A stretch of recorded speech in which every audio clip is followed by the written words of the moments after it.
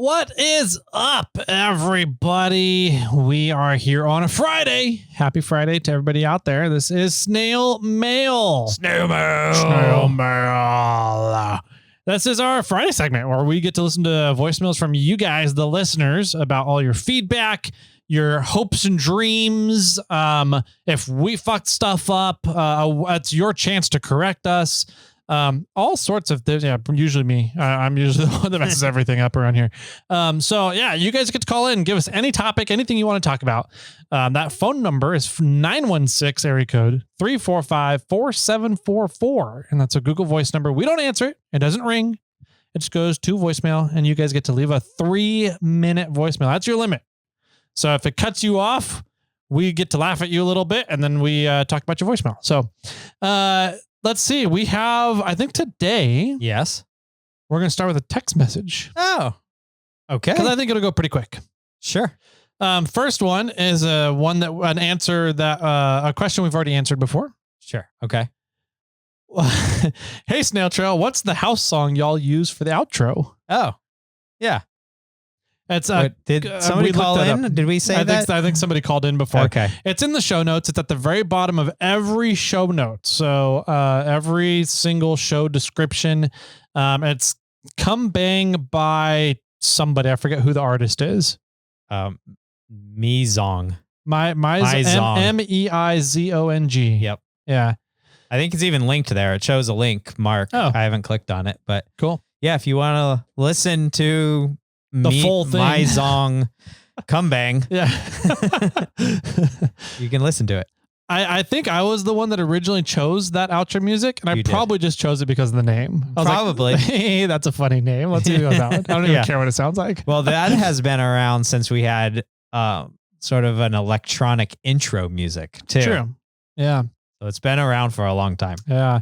But he went on. Okay. This mystery text messenger said, hey guys, Tyler, you made a comment about exhaust tube because pipe is for poop. Yes. I did absolutely say that. It said it's actually exhaust pipe because pipe is used for transporting things, fluids, gases, etc., whereas tubing is structural. Yes. So just FYI, keep crawling. Good point. Yes. I still like to call it an exhaust poop pipe. So I'm still going to call it that. Keep writing in if you want. All right, now to voicemail, shall we? All right, let's do it. We have 23. 23. Okay, not too shabby. Not too bad. Yeah. 707 area code. We have a lot of 707 area code callers, apparently. It's spaghetti. Is it spaghetti? Is that 707? Santa Rosa area. Is that really? Yeah. So we have 1, 2. Are they all the same phone number? 3 different phone numbers. Yeah. 4. Spaghetti's calling in from 4 phones. Yeah. Oh no, this is 770. Sorry, my dyslexia. We have 3 different 707 numbers that call in. 770? Yeah, 770. Area code. Wow. Huh. Okay. Well, let's listen to one and I'll look this up. Okay. This person called in 3 times. Okay. Back to back to back. 3 minutes each? 3 minutes, 1minute 25, and 2 minutes. Okay. So we'll see. We may not air all 3 of them. We'll let you guys know. But here we go on the first one. Hey, Jimmy, Tyler, it's Richard from down here in Atlanta again.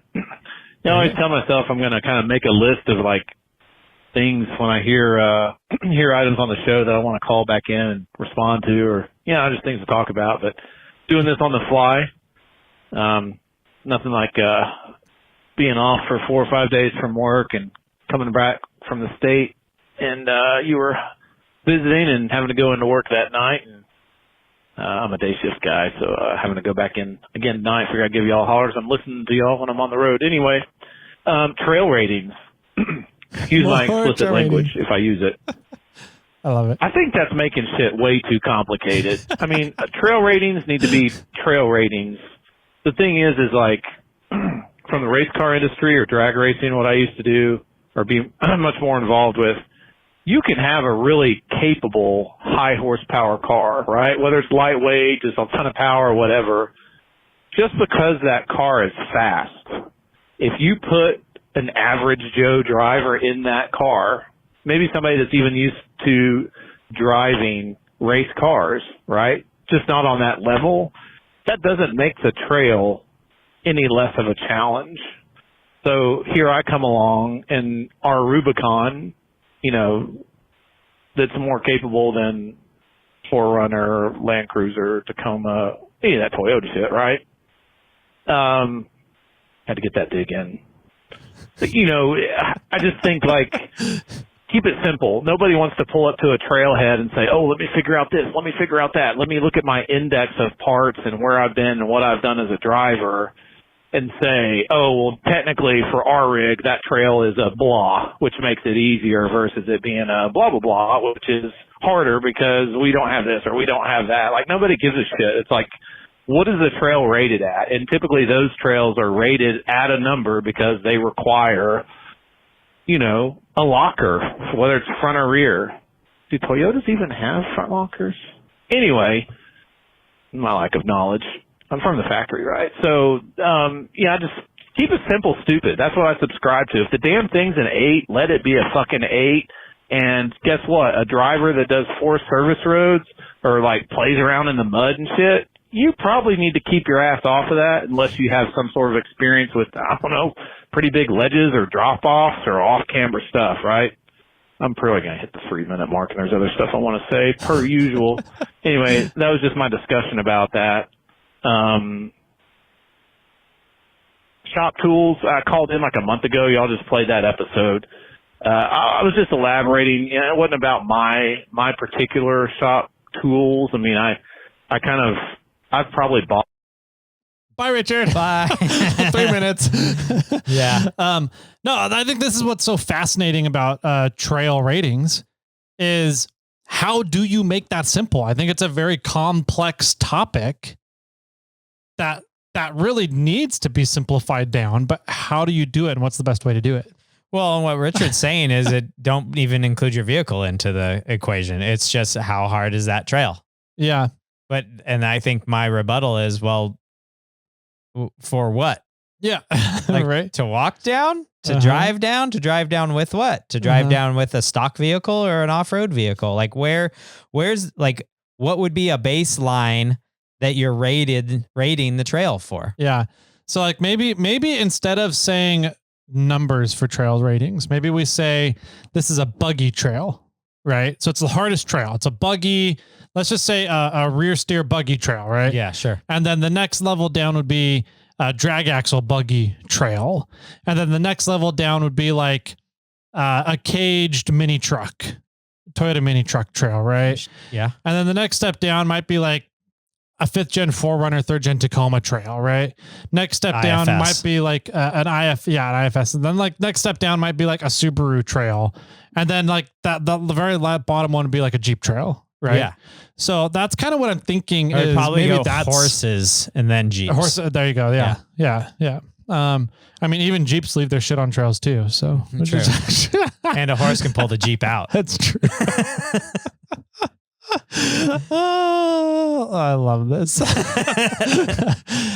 I mean, how do you translate how difficult that trail is though to somebody who shows up in a Subaru thinking because they have all-wheel drive, quote unquote, 4-wheel drive, as it's sometimes sold at dealerships, to say that, oh, this is a really difficult trail and it's going to be impossible for you and your Subaru. I mean, how do you put that into a trail rating? Yeah. Versus it's somebody a green circle. Right. Like, well, then maybe the Subaru can do it. Yeah. Who knows? Like, what is the green circle rated for? Yeah, I don't know. Where like in skiing, and I don't even have that much experience into what I'm going to necessarily talk about, but you're a person with skis. You like, and maybe there is a level of which, like, how good is the skier, right? That we kind of talked about, like how good is the driver, but there's not a lot of like tools that the skier is using to help them get down the hill. Right. So it's just a person and skis and maybe like, I got a fancy watch, you know, or whatever it is. Yeah. It doesn't matter. Like if you're on like $9,000 skis or like $50 rentals, you know, you still are kind of on an even playing field.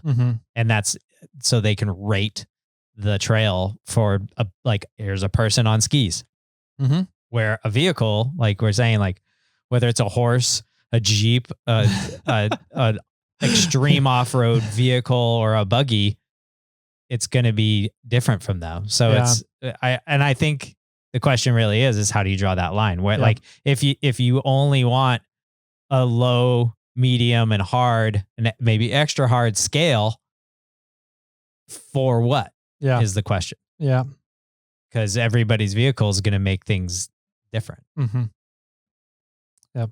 All right, let's move on. My guess is he called back about tools. Yeah. There we go. Yeah, that was pretty cool. I guess I'm just going to subscribe to the 3-minute club again, guys. Anyway, I was talking about shop tools. I mean, I've got a pretty expensive MIG welder, certainly a capable TIG welder. I mean, I can't do AC stuff right now, aluminum. I've got like a block, fab table and everything with all the clamps and stuff. I mean, not anything cheap, but it was like a Certiflat, one of those tables you kind of put together yourself. So I was just kind of interested in, like, I think one of you elaborated that, like a laser table or something, to be able to like cut your own parts and stuff. So just that kind of stuff. Like, what challenges have you had through the years or through your builds, stuff that you were probably capable of doing, but that you had to farm out to somebody else or maybe borrow something somewhat substantial from somebody? I think anybody can go to, cheap store or your tractor store or whatever and get a, Hobart welder or this and that. Here I am, another thought's hitting in my head, and I can't remember it as I'm talking about this other stuff. ADHD, look a squirrel. I guess I should just leave it at that for right now. Not try to clutter y'all's inbox anymore. If I think of it, I'll call y'all back. Shout out to Zach. I hadn't heard from him in a while about anything going on. He's usually in these snail mail episodes and stuff, but y'all keep calling. Now we do have plans to go over tools. Yes. And kind of like our wish list of tools as a Monday episode. It is on the quote unquote to-do list for Monday episodes. But that's kind of a little bit of a different spin that we can add into the episode too, that I hadn't really thought of, is what is something we've come across that we had to go farm out in the past. So, yeah. And my short answer to that is a lot of it came down to like just bigger tools. Mm-hmm. And that's a short and easy answer, because when I started working on trucks, I only had, like the 72 piece kit, and I missed half of the sockets, or whatever it is. But then eventually you're like, you know what, my socket only goes up to 15/16, but I actually need like a 1 1/4 or a 32 millimeter or whatever. A 54 millimeter. Yeah. 54 millimeter for the axle nut.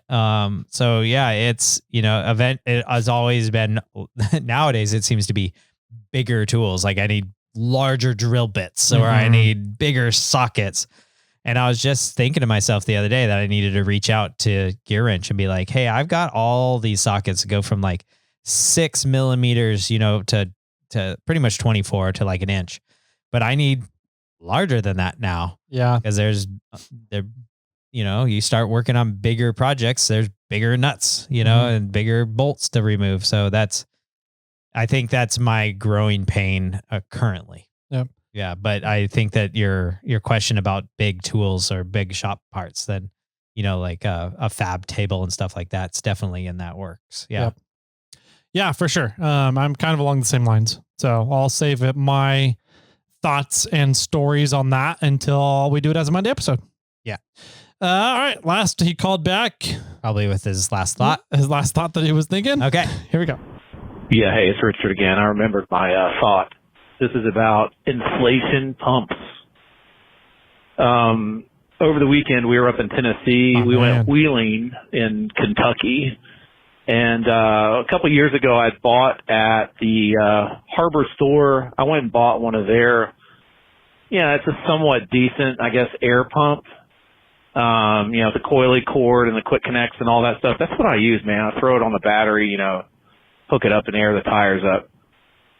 I'm getting about tired of using it, so I want to talk about MOORFlate products. Man, this pump that I've got, when you're done airing up from, 12 PSI to 35 or something, some street pressure, man, the top of the pump, it will set your hand on fire. It's so hot, like where the heat sink area is at.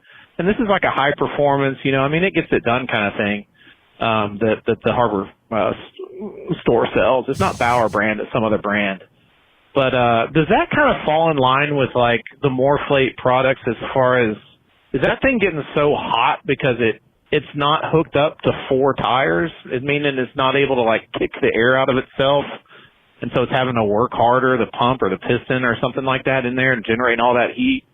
I'm getting kind of tired of using it, honestly, and I really want to get one of those 4-tire inflation things from y'all.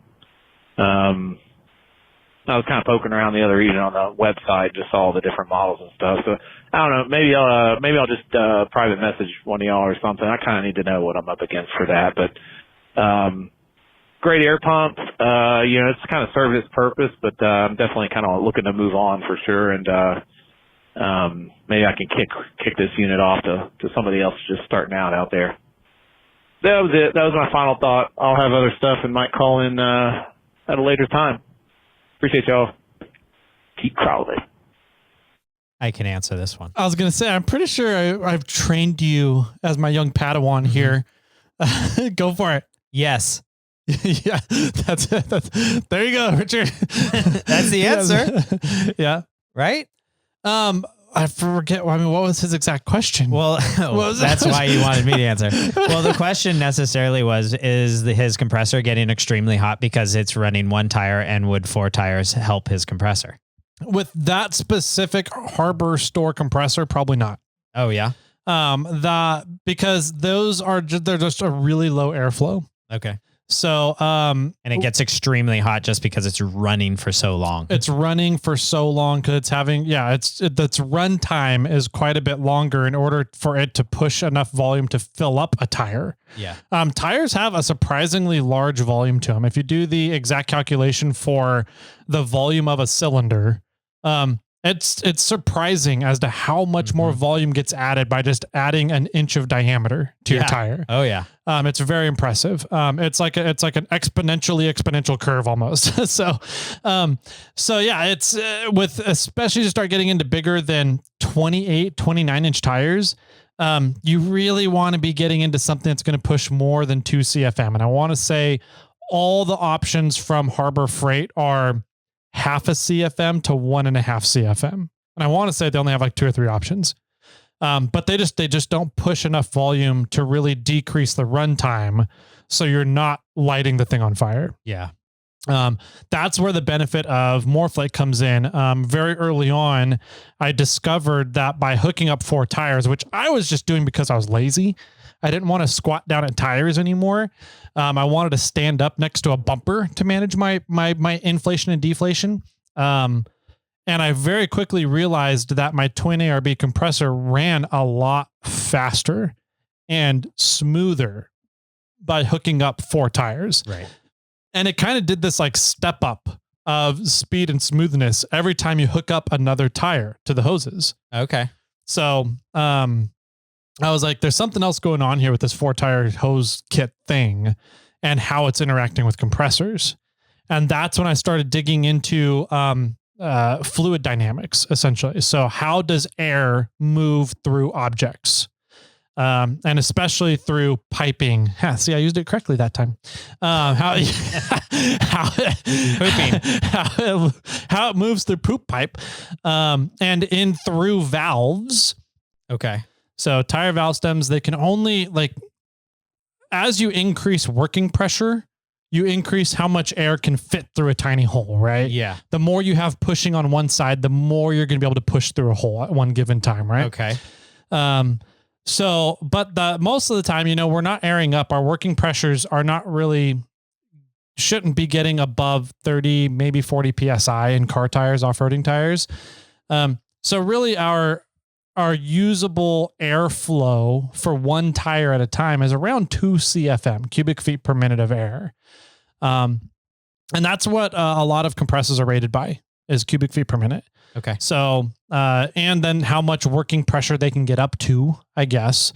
But mainly what we care about as off-roaders is the airflow. How fast can we get air into those tires, etc. So if your compressor puts out more than 2 CFM, you're just backlogging the compressor. But also if you have big tires and your compressor puts out less than 2 CFM of air, it's going to run a really long time and get hot. Heat is a byproduct of piston style motors, engines, systems. A air compressor usually is a piston style system. It has a motor, a crankshaft, and a piston that goes up and down in a cylinder with some sort of valves to control the inlet of air and the compression of the cylinders to an outlet of air. Right. And so any kind of cylinder driven system, piston and cylinder driven system, just generates a lot of heat. Cars generate a lot more heat because they're creating fire inside the cylinders. It's a combustion chamber, right? Right. Air compressors, they're just using a 12-volt motor to drive a piston cylinder to compress air. They're not having an explosion happening as well. But all that movement, that friction, that energy, the electrical current coming through all the wiring and the motor just generates heat as a big byproduct. And so the number one way to elongate a duty cycle and help compressors last longer is to keep them cooler. There's two ways to keep them cooler. Have them do less work so that they're more efficient. They get more work done in the amount of time, I guess, that they're working. Right. Or have really good materials that dissipate heat better than other materials. And so that's kind of what we've done at MOORFlate is we took and really worked on both of those. How much work you can get done in a specific time period, as well as having materials. And this is part of our spec callouts for our compressors that the rest of the off-road industry hasn't really caught on to yet. Nobody's really doing it. I look at all the other compressors that look like our compressors in the market, and they all look like it, but they're all very different materials. And our compressors will dissipate heat way better than any other compressor in the off-road market right now. Sure.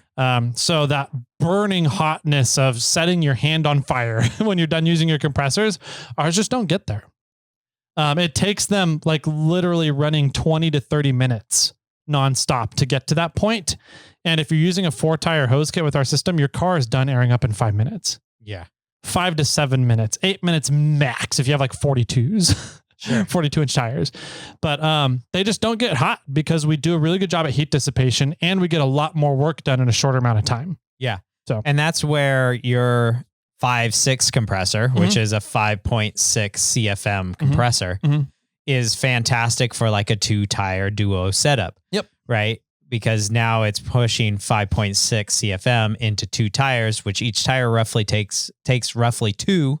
So you're putting 2.5 into each and it's being more efficient. Yep. And the 10.6 is doing the same thing, but you're usually dividing that into 4 tires. So you're pushing more air, but you're dividing it by all the tires. So you're really making it easier on a compressor and so it's not working as hard or as long. Yep.